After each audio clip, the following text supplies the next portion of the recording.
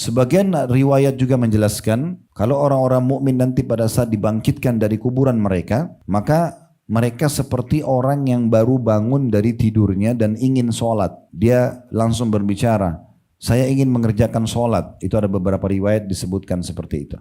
Ya.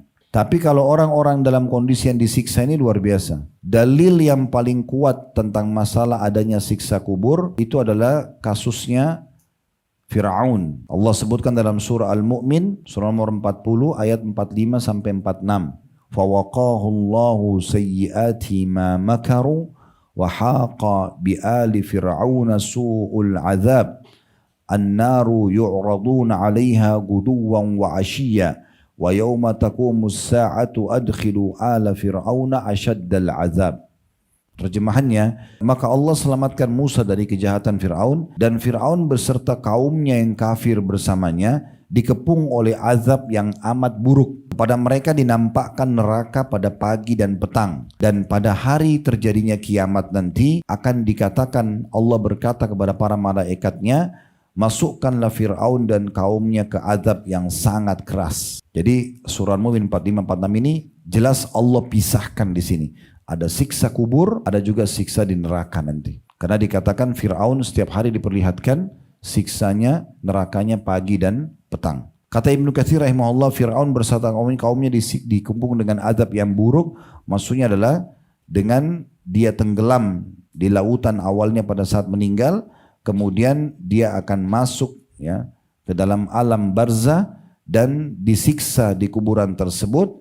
Serta nanti pada saat hari kebangkitan dibangkitkan lalu dimasukkan ke dalam api neraka. Sebab-sebab siksa kubur yang paling mendasar adalah yang sudah disebutkan dalam hadis-hadis Nabi SAW. Umumnya semua dosa besar yang tidak sempat taubat. Yang disebutkan dalam hadis cukup banyak seperti misalnya namimah. Namimah itu adu domba.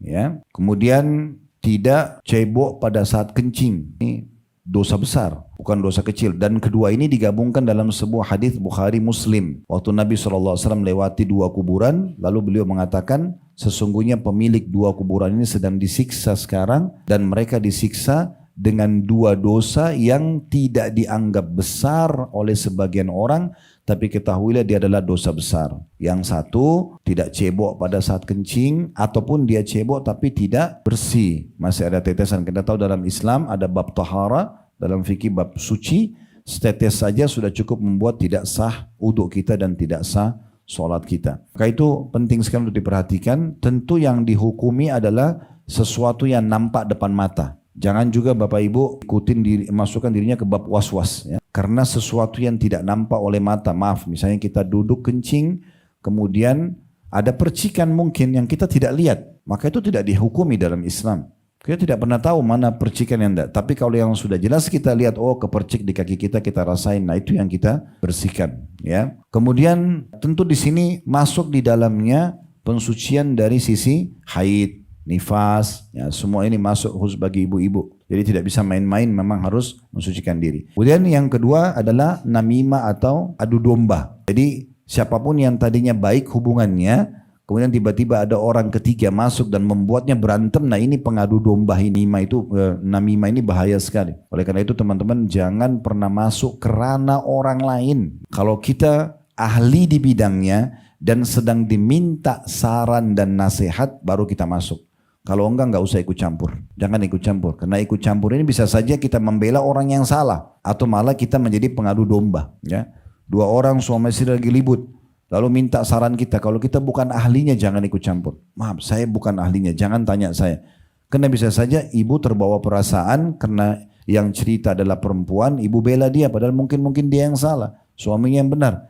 Lalu ibu adu domba dia sama suaminya. Tadinya masalahnya cuma 5%, karena ibu ikut campur jadi 50%. Ya, akhirnya dibumbu-bumbuin. Dia tidak sadar si perempuan yang dia sedang motivasi ini akhirnya jadi cerai sama suaminya karena dia. Padahal dia niatnya baik. Jadi kalau bukan ahlinya nggak usah ikut campur. Ya, kalau kita merasa diri kita tidak tahu, jangan.